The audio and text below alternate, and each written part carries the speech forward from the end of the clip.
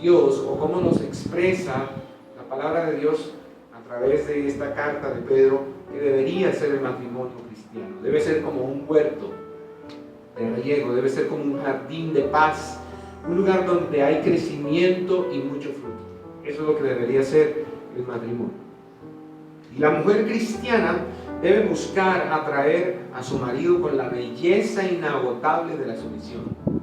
Esta es la belleza que nunca se marchita, es la conducta que refleja la sumisión de la iglesia a Cristo.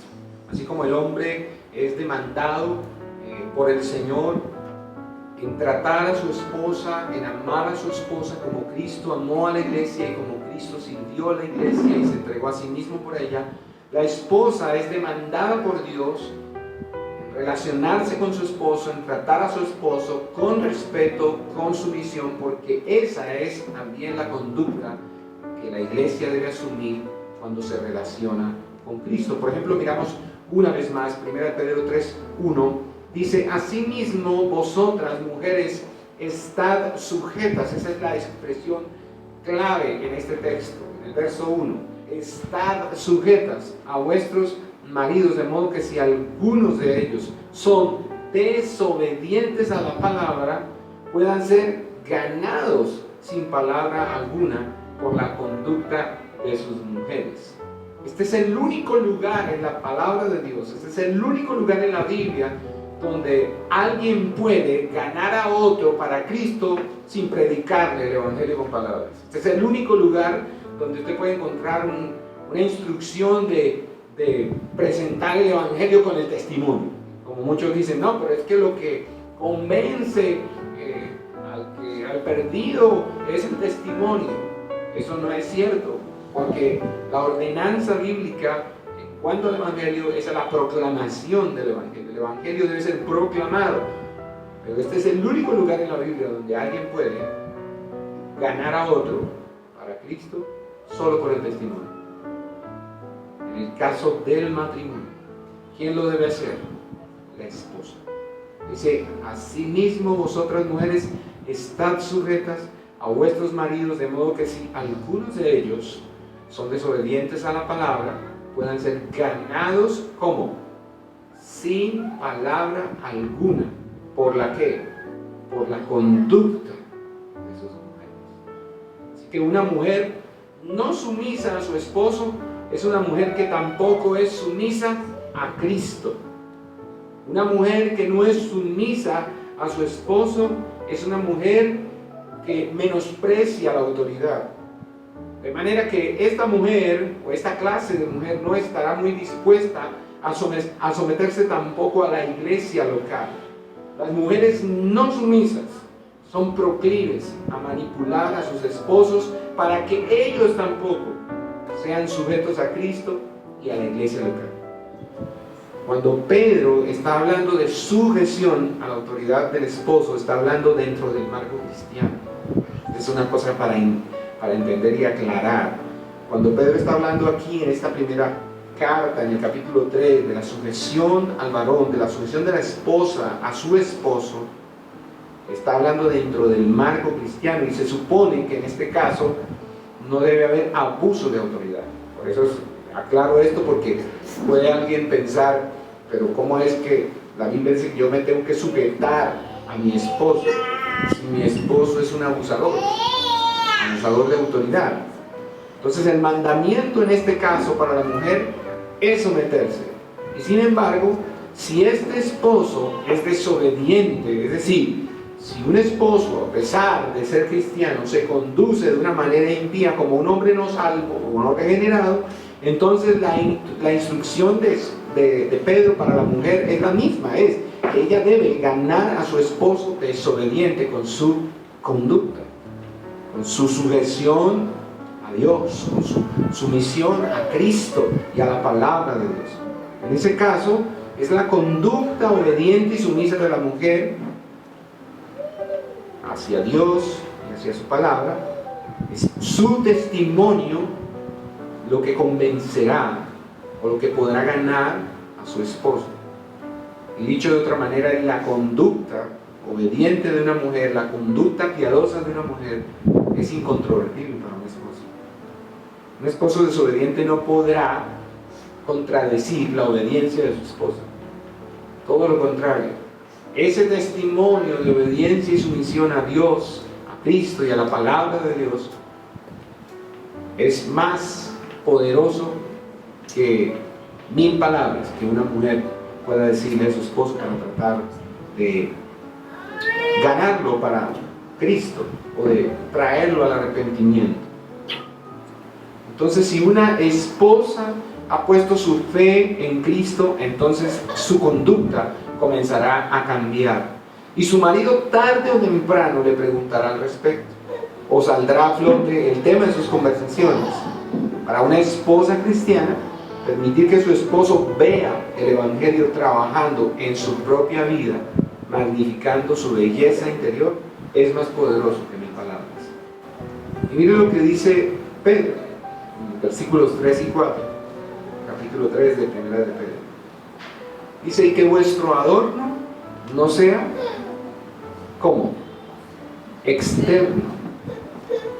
Peinados ostentosos, joyas de oro o vestidos lujosos, sino que sea el yo interno, con el adorno incorruptible de un espíritu tierno y sereno. ¿Cómo se llama el adorno incorruptible del que le habla Pedro a la mujer, que debe vestir, con el que debe vestir su yo interno? ¿Cómo se llama?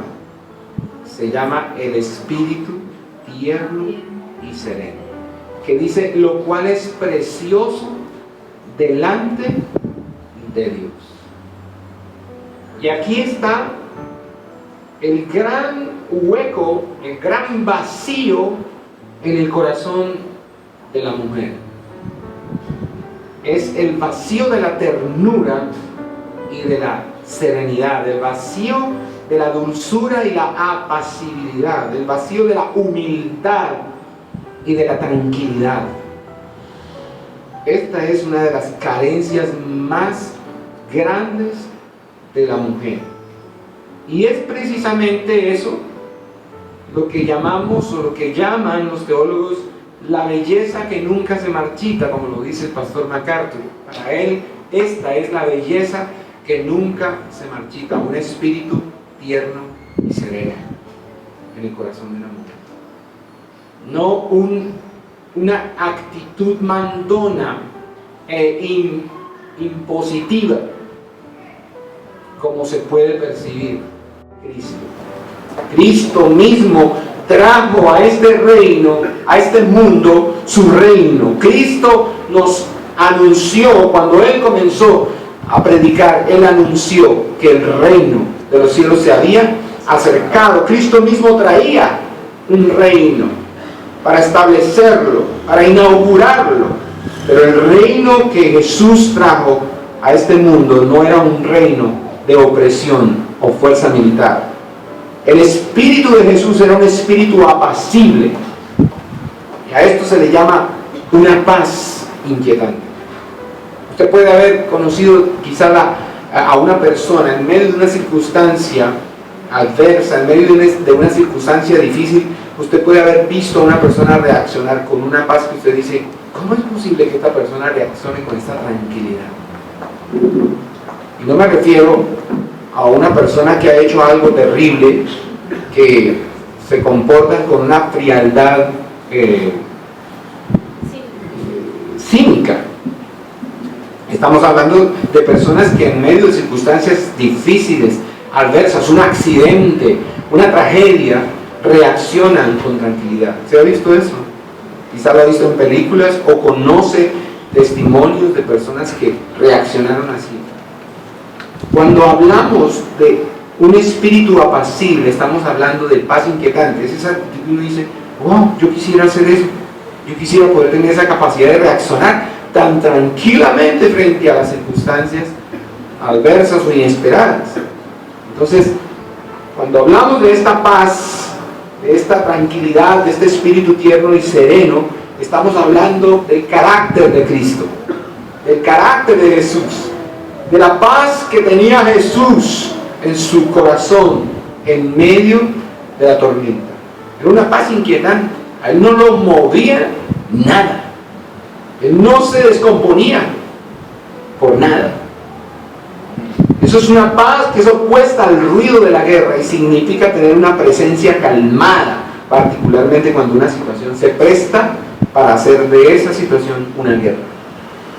Por ejemplo, en Mateo 11, 29, dice: tomad mi yugo sobre vosotros. ¿Quién está hablando? Jesús. Él dice: tomad mi yugo sobre vosotros y aprended de mí, que soy ¿qué? Manso y humilde de corazón. Y si lo hacen, ¿qué dicen? ¿Qué dice él? Hallaréis descanso para vuestras almas. En Mateo 21, 5, Jesús dice: decid a la hija de Sión, he aquí tu rey viene a ti. ¿Y cómo viene ese rey de la hija de Sión? Dice: manso y sentado sobre una asna, sobre un pollino, hijo de animal de carga. ¿Cómo se presenta Jesús? Como un rey pagano. ¿Cómo eran los reyes paganos? Orgullosos, arrogantes, aplastantes, intimidantes. Y él dice: decía a la hija de Sión, he aquí tu rey, está con mayúscula, es Cristo, tu rey viene a ti. ¿Y cómo es ese rey? Manso y sentado sobre una asna, humilde, viene sobre un burrito. ¿No le inquieta eso? Ver esa imagen de Jesús presentándose, dándose a conocer como rey, pero llegando a nosotros sentado sobre un burro, ¿no lo inquieta? ¿No dice usted, espere tantito, no debería haber entrado en qué carruajes, montado sobre qué caballos, con qué ejército, con qué despliegue de majestad, de poder militar impresionante?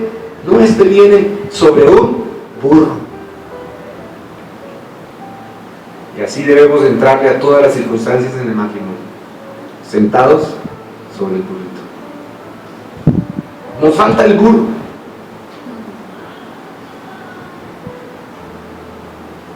Para responder en muchas circunstancias en nuestro matrimonio. Tanto el esposo a la esposa como la esposa, que es nuestro tema esta noche, al esposo. ¿Cómo le responde la esposa al esposo? Montada sobre un caballo, con su armadura y con sus espadas, no una sino dos espadas, o espada y lanza, y con su casco puesto, por si acaso él responde: aquí vengo. ¿Qué me dijiste? ¿Qué fue lo que me sugeriste? ¿Qué fue lo que trataste de decirme aquí? Porque te voy a responder a caballo. Nunca sacan el burro.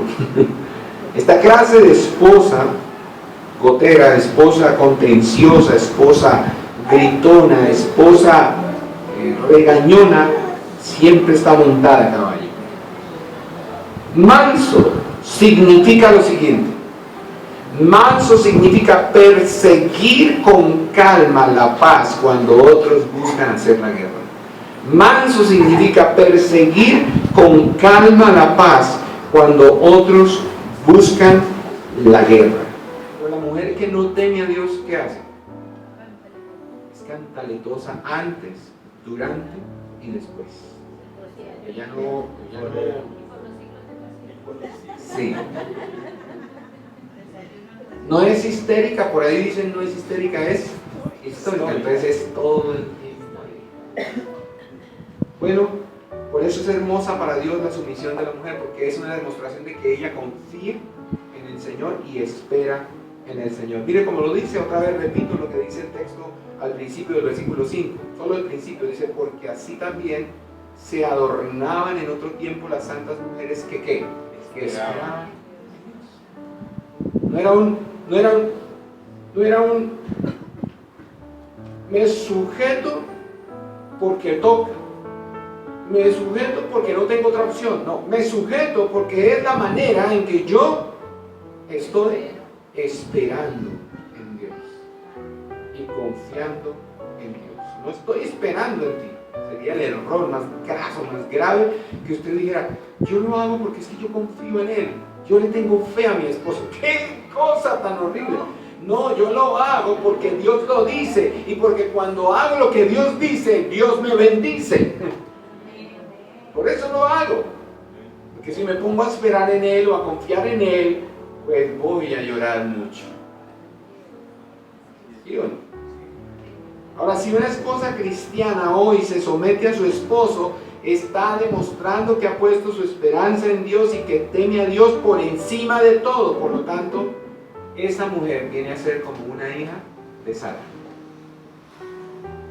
Usted viene a ser como una heredera, como una descendiente de Sara. Y si la promesa de la salvación le fue dada a Abraham, entonces, ¿qué venimos a hacer nosotros? ¿No venimos a ser herederos de esa promesa también? Y si usted se comporta como la esposa de Abraham, entonces usted viene a ser como una hija suya. A veces podrá ser difícil la sumisión al esposo, y también la sumisión puede ser difícil cuando se trata de Dios, pero la sumisión al esposo será más fácil cuando es precedida por la sumisión a Dios. Si usted está sometida a Dios, usted muy fácilmente se someterá a su esposo.